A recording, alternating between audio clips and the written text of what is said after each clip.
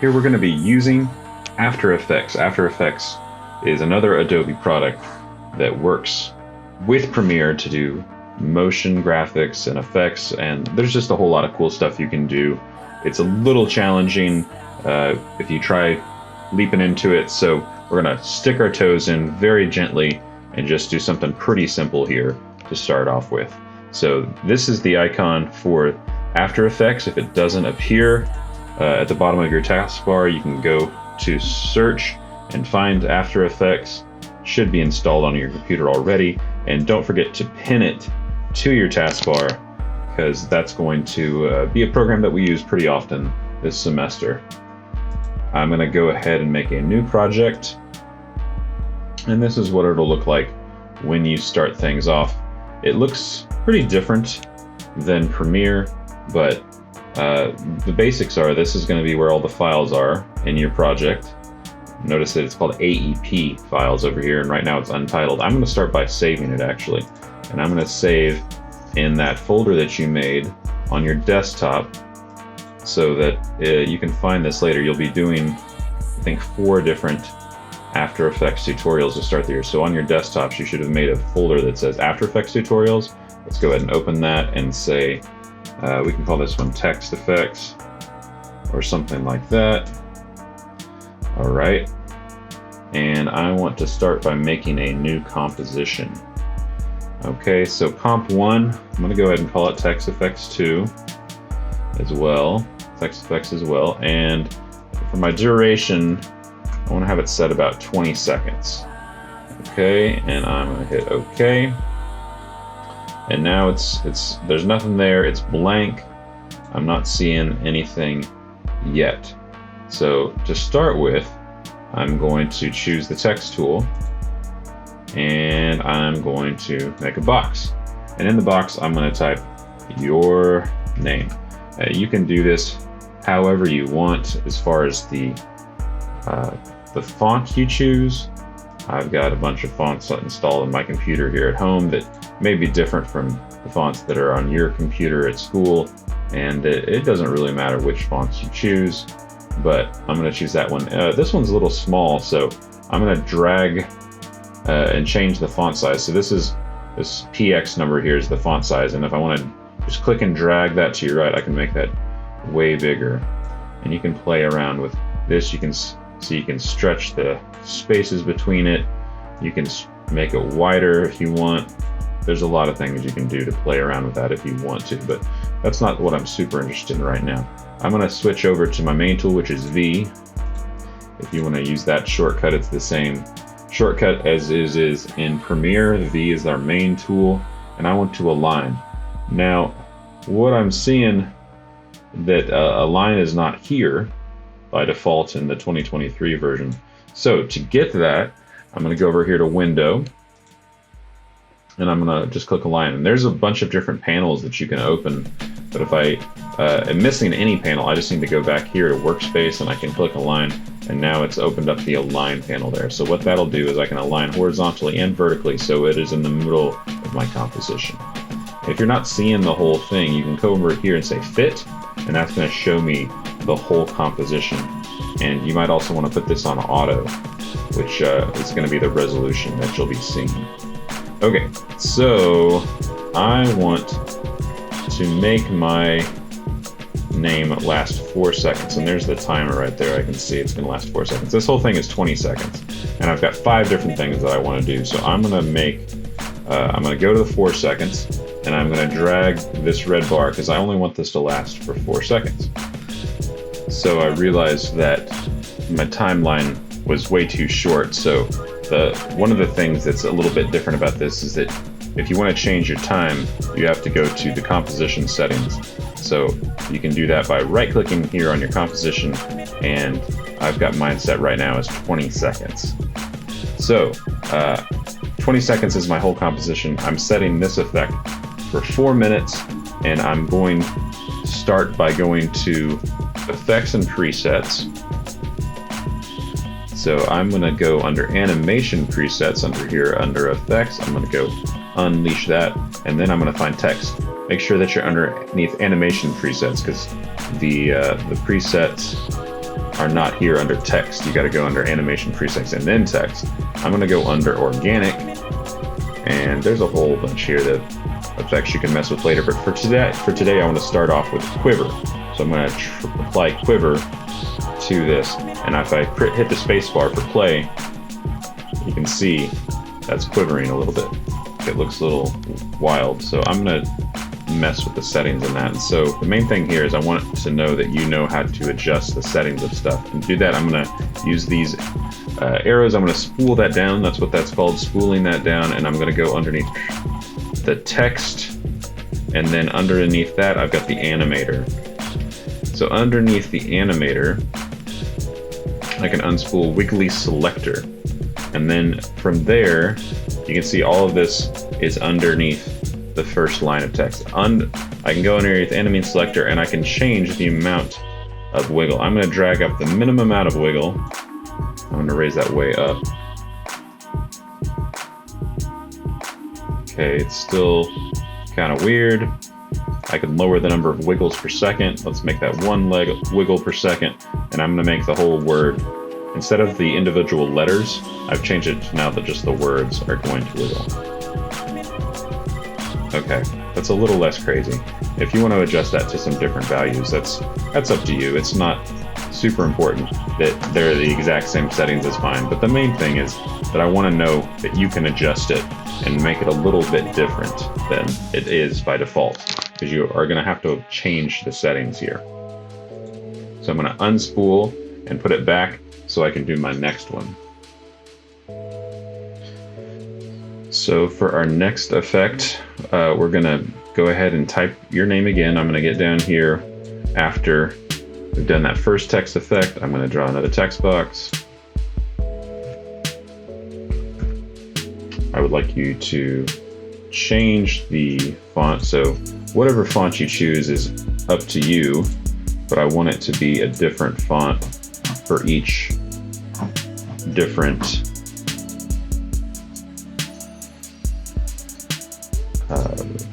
effect. I would like you to have a different font choice.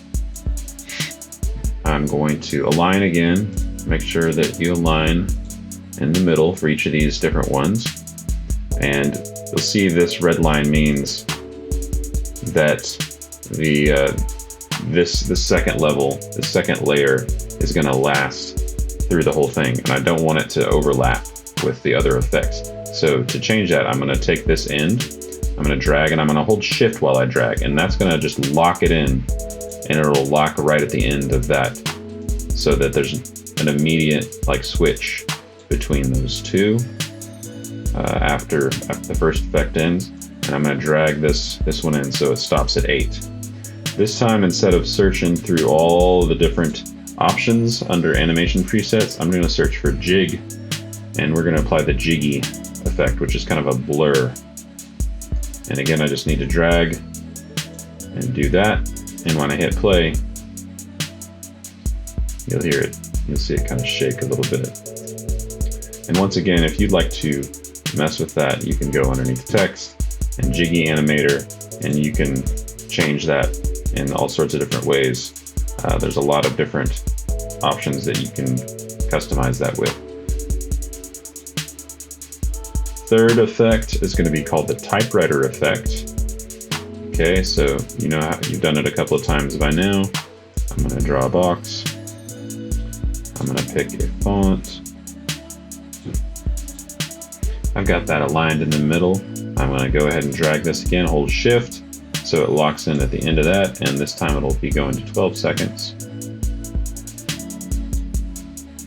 And for effects, I'm going to type typewriter, and that's under animate in. That time I just drove it and put it on the text. So when I go underneath my settings, you're going to see a keyframe there. And it made that start right underneath where I had my playhead positioned at the time. So that's why it chose to start that effect right there. If you click U on that level, it's going to show me like how to adjust that.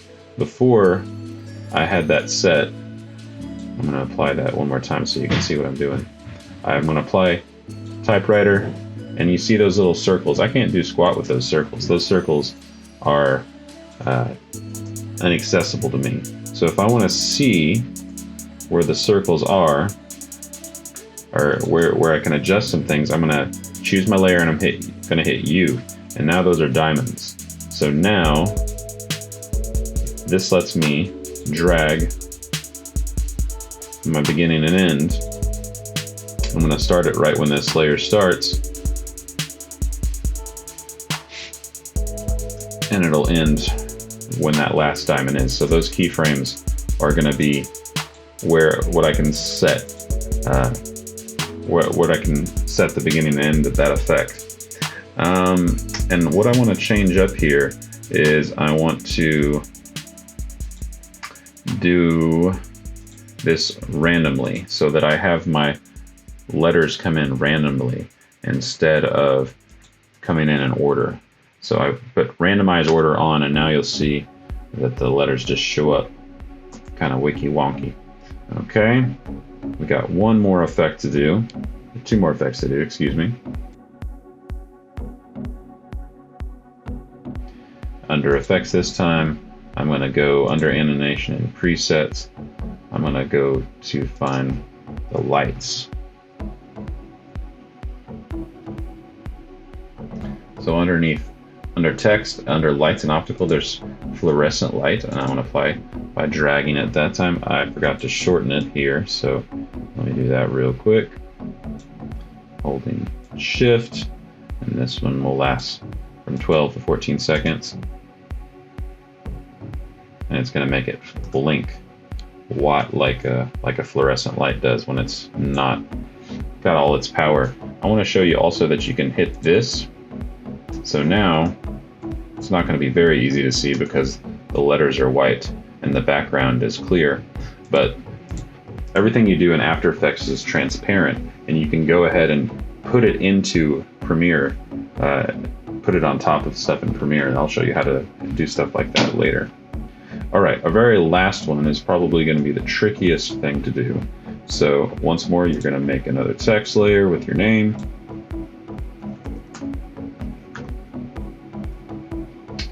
Choose a new font.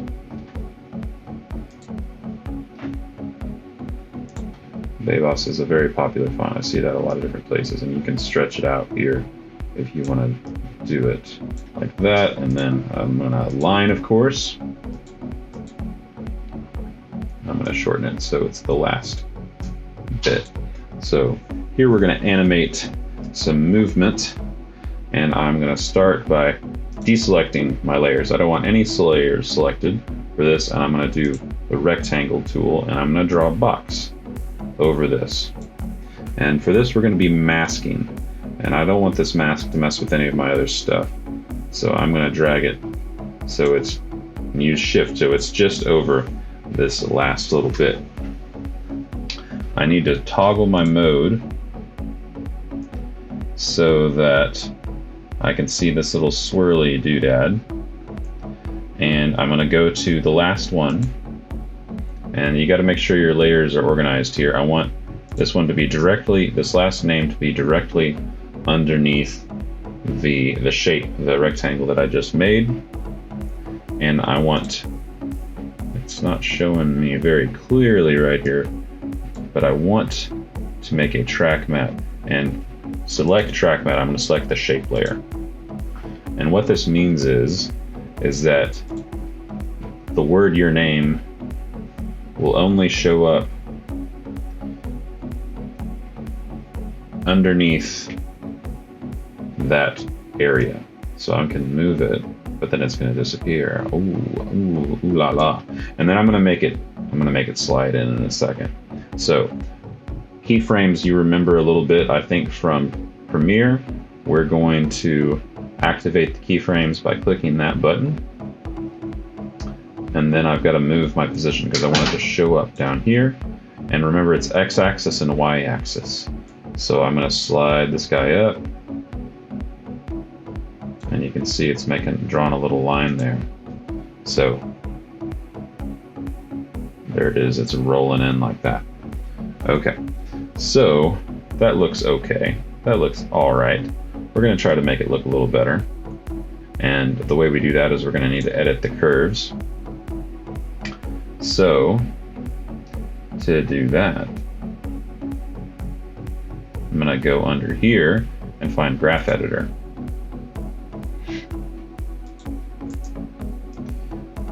I can pick my point in. I want this to ease in. I'm going to right-click Keyframe Assistant and do ease in. There's a shortcut for that. You can do F9. Let's do easy ease in. You can see the little graph. This represents the speed now, and I'm going to make this really sharp. So all I did there, I'm going to undo it real quick and do it one more time. So when it starts off, it looks like this.